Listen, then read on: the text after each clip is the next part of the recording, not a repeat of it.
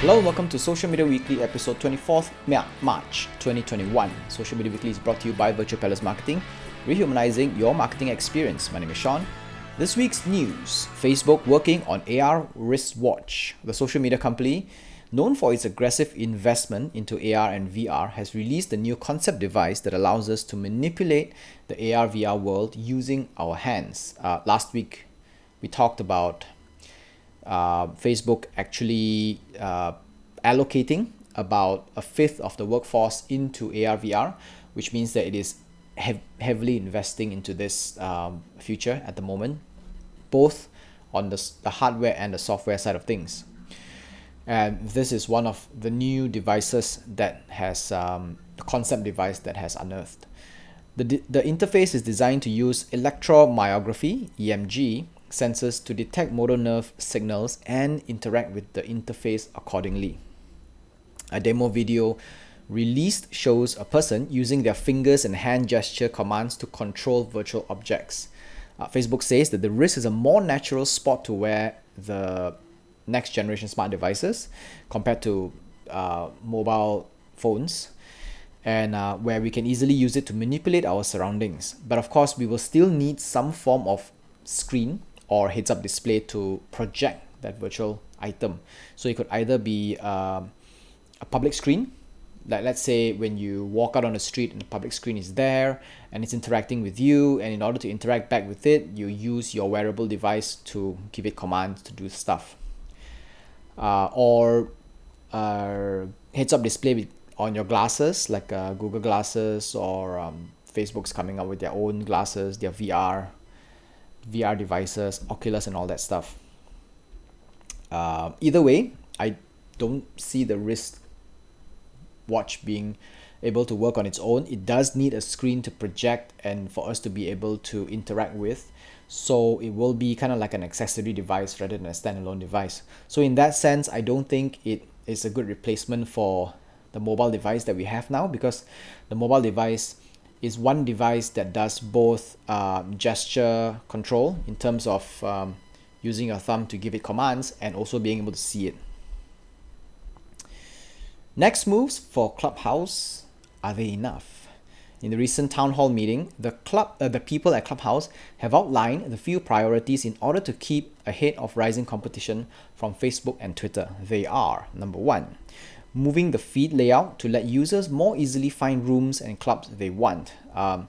Clubhouse current feed is actually very difficult to use because you can search for clubs, you can't search for rooms, and the feed will show you three rooms that are happening at the moment, or 3 to 5 that they think that you want to know about.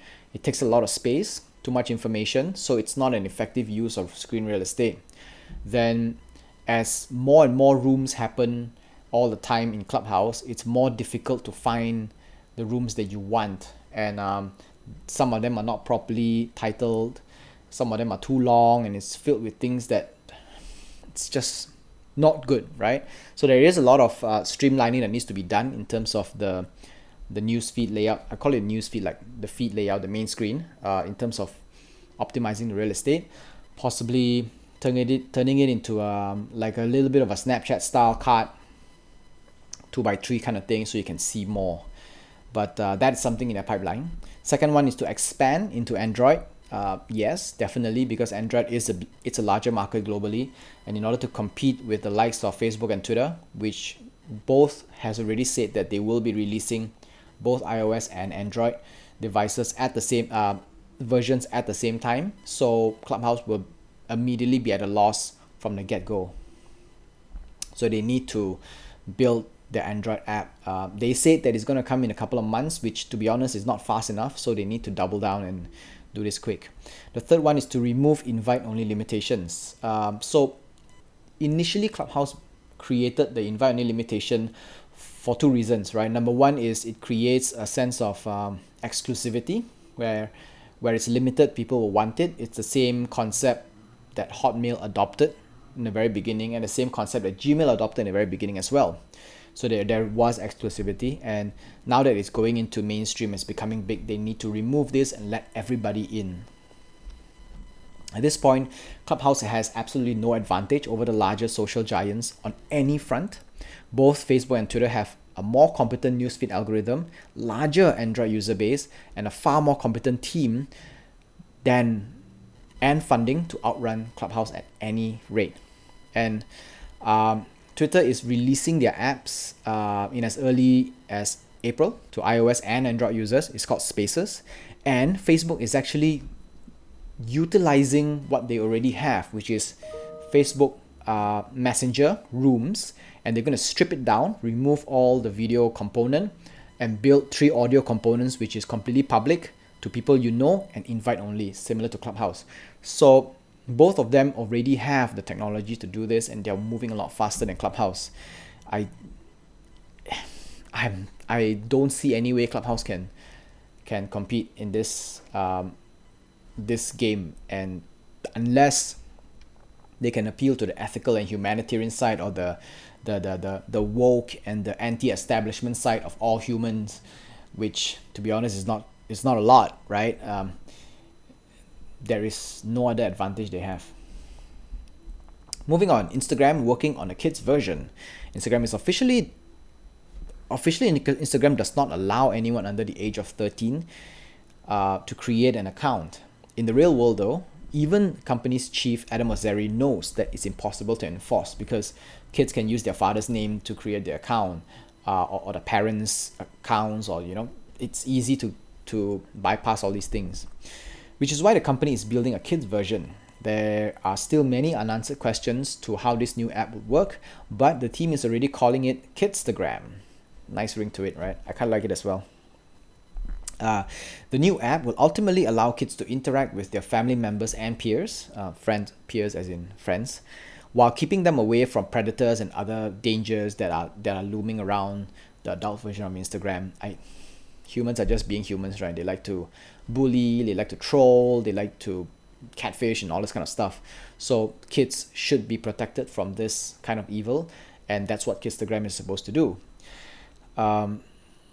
It will also have tracking functions that will allow parents to oversee the kids' activities online, which, fair enough. Apart from the parents forcing their kids to use Kidstagram, there has to also be other motivations for the kids to want to use it as opposed to the adults app.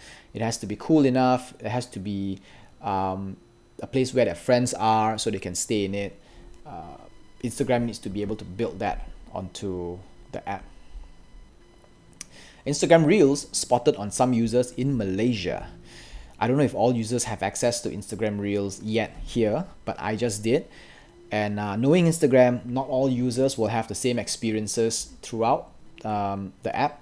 So they may vary across the board. It's not an iOS or Android kind of thing. It really comes down to, because I manage a number of Instagram accounts, and even within the same mobile device, all these Instagram accounts have not completely, but a lot of different experiences in terms of layouts, functionalities, and stuff like that. So anyway, Reels is Instagram's version of TikTok. It will have a 15-second to 30-second recording limit based on which you prefer, ability to add music clips and to control the speed of your videos, and you can also add some effects as well. There is, to be honest, absolutely no creativity applied to building this new function onto the Instagram's part, so it really is copy and paste. To check if you have it, just go to Instagram stories or add new posts section, swipe to the right past stories to reels. If you go directly to live and don't see reels, then you don't have it yet. There is also this other format, which is you check the bottom center where you usually use to post a new post. If it turns into this little box with kind of like and the diagonally black and white squares, then you have reels. If not, then you just go to post a new post, and then you swipe around, you see whether you can find reels or not. YouTube testing ability to automatically detect products in videos. Although still in the very early stages, YouTube is already testing a feature that will automatically detect products that appear in videos and suggest other videos that showcase similar products. So for example, if you have a video and within your video you are talking about a product, or a product is just there, it has the ability to scan and do kind of like a reverse search, like how Taobao and Alibaba has, and Google used to have as well. a reverse search that will identify all the products and then be able to add kind of like influence the algorithm for the next videos and suggest videos that have similar products or talk about the products that was in the videos.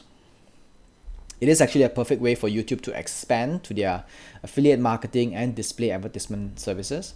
This move also puts YouTube on the trajectory to becoming a shopping platform, much like Instagram's recent push. So I guess everybody's moving into online shopping now that the COVID thing has kind of gotten people used to buying things online. That's all for Social Media Weekly this week. Social Media Weekly podcast is available on Anchor FM, Google Podcasts, Apple Podcasts, Spotify, and more. Our full videos are available on YouTube, and we post bits and clips on Instagram and Facebook. This is Social Media Weekly episode 24th March 2021. My name is Sean. See you next week. Stay safe. Au revoir.